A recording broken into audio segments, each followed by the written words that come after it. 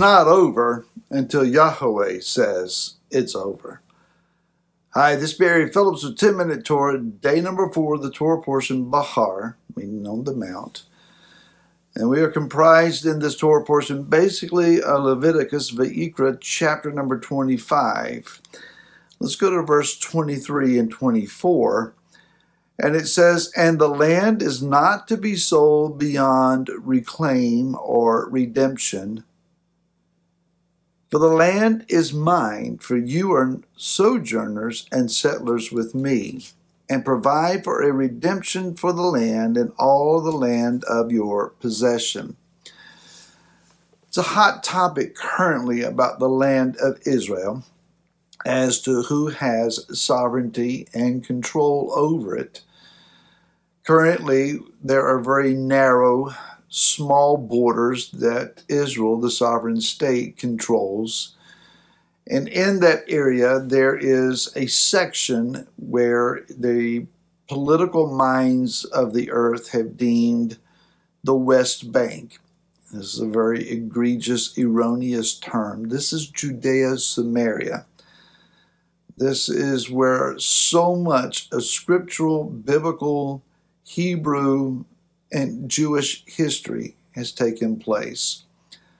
The United Nations, among many other political entities, would say, well, it's a very gray area, and Israel needs to refrain from doing anything significant there because, well, the Palestinians, such as they are called, have claim to it, or at least are verbally laying claim to it, and are currently enacting violence in order to get the world to pay attention to their so-called plight. Again, this land belongs by covenant to Abraham and his descendants through Yitzhak, or Isaac, not Ishmael. This is going to be a political minefield for anyone who chooses to get involved in it, because Yah says, this land is mine. He owns the entire earth, as we've already discussed this week, but in particular, he says, this land belongs to me, and Israel, not anyone else, not any other group in the face of the earth, not anyone else historically or in the future. He says, Israel, my covenant people, you are sojourners with me in this land. The land is mine, and the claim of the land is beyond argument. It cannot be given away or sold away beyond reclaim. This land has exchanged hands many, many times over the centuries. But now it is under the sovereign authority of Israel, and Yah says it cannot be given away, treated away, contracted away beyond reclaim. It's just not going to happen.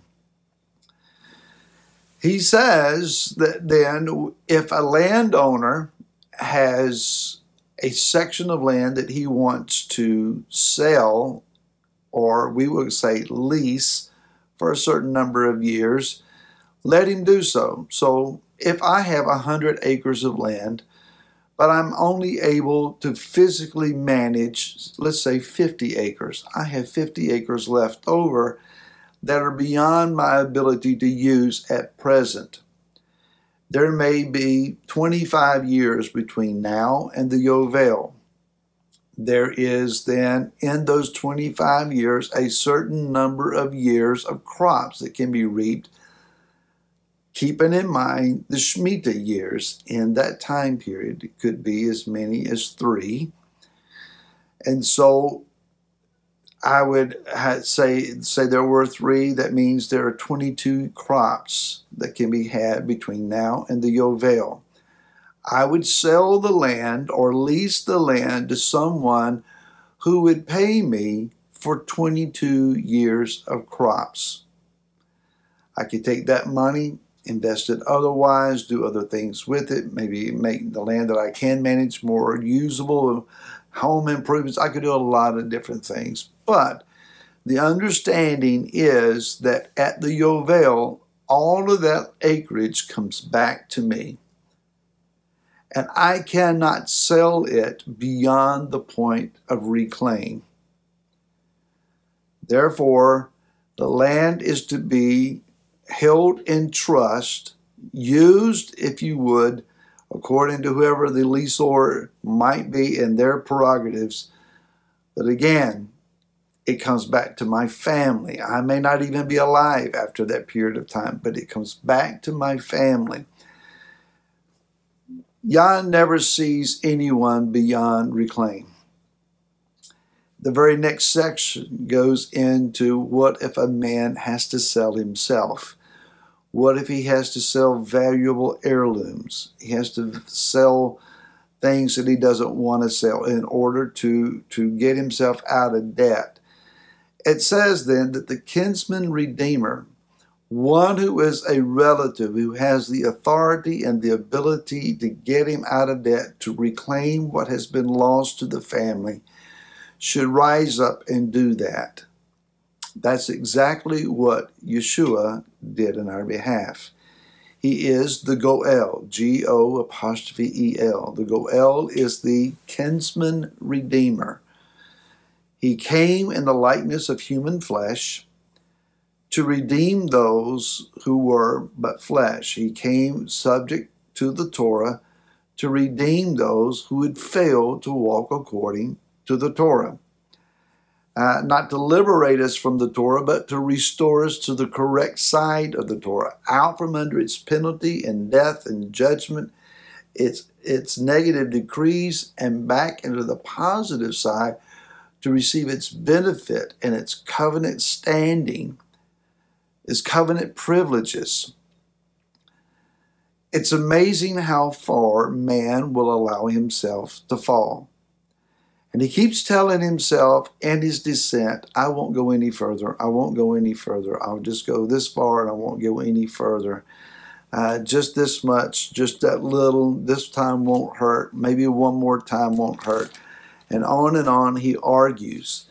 In the book of Romans, chapter number 6, verse number 16 and following says, do you not know that to whom you present yourselves servants for obedience, you are servants of the one whom you obey, whether of sin to death or of obedience to righteousness.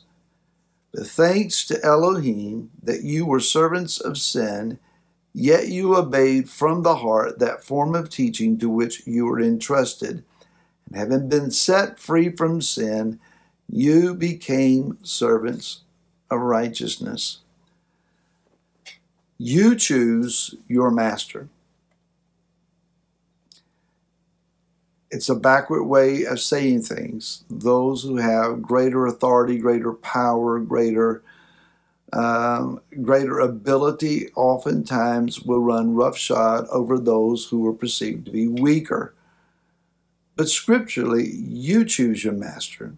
Whoever you choose to obey will have mastery and authority over you. Legal claim. If you turn to Yeshua and cry out for his deliverance, he has already stated to us that he has come to deliver us and to set us free. That's found in the book of Luke, chapter number 4, where Yeshua stood up and having read from the scroll of Isaiah in verse 18, he quotes, the Spirit of Yahweh is upon me because he has anointed me to bring good news to the poor, those who can't bail themselves out, those who can't make their own way. He has sent me to heal the brokenhearted, to proclaim release to the captives, that is, those who have sold themselves into servanthood, and to the recovery of sight to the blind, to send away the crushed ones with release, to proclaim the acceptable year of Yahweh, which is the Yovel. He is the great deliverer.